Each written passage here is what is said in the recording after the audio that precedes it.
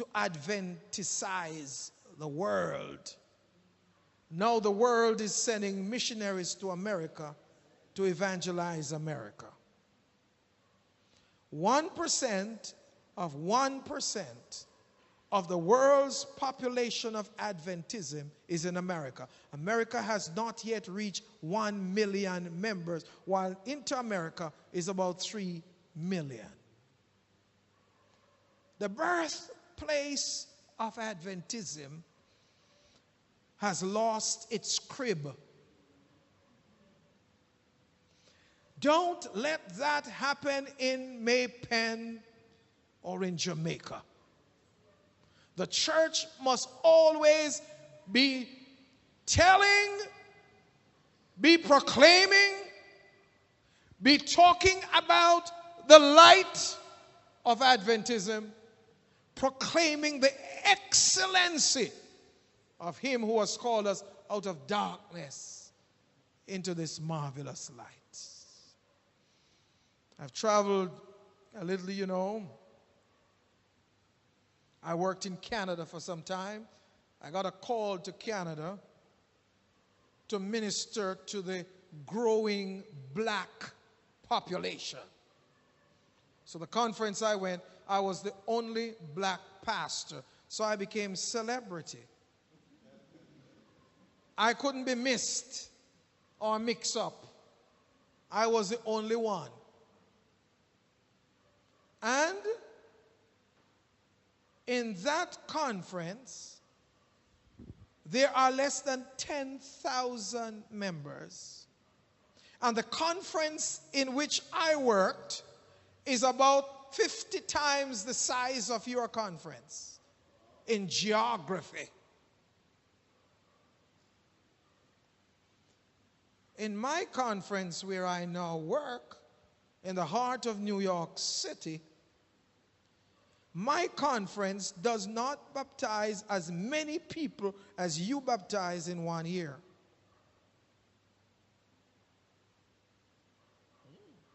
So, what Central Jamaica baptizes is 1 year, we baptize about 10% of what you baptize in 1 year in one triennium. And most of the people that we are baptizing are people who come from Latin America and the Caribbean. There's a lot of darkness where I am. So when God rescues me from darkness to this marvelous light, I've got something to give thanks for. What do you say? Amen. So who are you? Chosen. Chosen. Let's look up that word chosen. You are chosen. Did you know that? You're chosen. You had no choice in who your parents were. As a matter of fact, they didn't even have a choice whether you became a little girl or a little boy. That was a gift from God.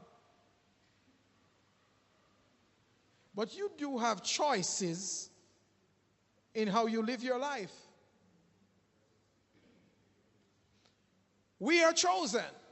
You know what the word chosen means, my dear? It means handpicked, selected, chosen, handpicked. Of the 7 billion people in the world, God found you and chose you. I'm so glad I have what Mr. Trump doesn't have. Although I wish I could have a little of what he has. God chose me, handpicked. I made one vow with my wife. Don't tell her, she's not here tonight. Sometimes I don't take her out when I'm going to preach certain sermons. But there's one thing you would never see me do with my wife is go shopping.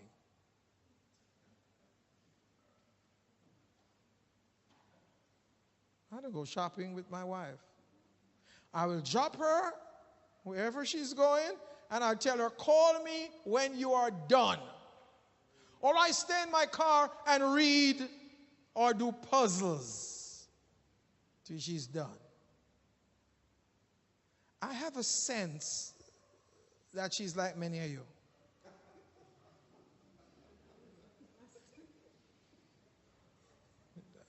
She looks guilty. She looks guilty. Pastor, let's talk. I went out with my wife once, and she was looking for a dress, and she went to every store in the mall and came back to the first store to buy the first dress.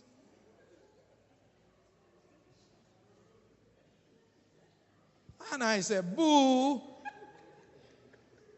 you could have been out of here hours ago. Now, when she sends me to the store to pick up an item or two, I write it down on a piece of paper. I run into the store, ask the cashier, which aisle do you have salt? And she tells me. I run over to the aisle, pick up the salt, and go home. And she would say to me, is this the best one you saw? Boo, I went for salt. Isn't that what's written on it? Salt. When she goes in, she takes up the tin. She reads how much percent sodium, whether it is sea salt. Where other salt you have? I don't know. She send me for salt. I go and I pick up salt and I'm gone. Yes, today I went in town to buy something. I went home and when she came and saw what I bought, she said, how much did it cost? I don't know. I just picked it up. I went to the cashier. They told me. They gave me the price. I gave them my card. She swiped it. That's it. My talking about it not going to change the price. But somehow, women are picky. Choosy. Choosy. Right, Pastor? Choosy. Well, listen. We are God's handpicked. He went through the world and he passed 7 billion people behind. He came upon us. He saw us. We were not what we ought to be, but he loved us and he picked us. And that valuates us. Do you know the value of a thing is dependent on who owns it? Because God owns me, he puts value on me. Do you know that I could give the same speech that Barack Obama gives and I get no pay for it? And Barack Obama go and read the same script and get millions for it? Value. Value. We are God's chosen possession. God has brought you out of darkness into this wonderful light, and he puts value to you. Listen to this before I move to the next one. Jesus didn't die for junk. We're not junk. We are not clunkers. We are valuable. We are of incredible value. We are of incredible worth to Jesus. We are his most, listen to the English language, we are his most precious possession. Not that we are his possession. We are his what? Most precious possession. Doesn't that tell you about worth? Worth. We've got worth. We are not junks. So, we are chosen. Number one, we are what? Chosen. Number two, we are royal. Priesthood. Those two words, hold there with me. Royal means we are of kingly stock. I want you to step with a pep into 2018 knowing you are not all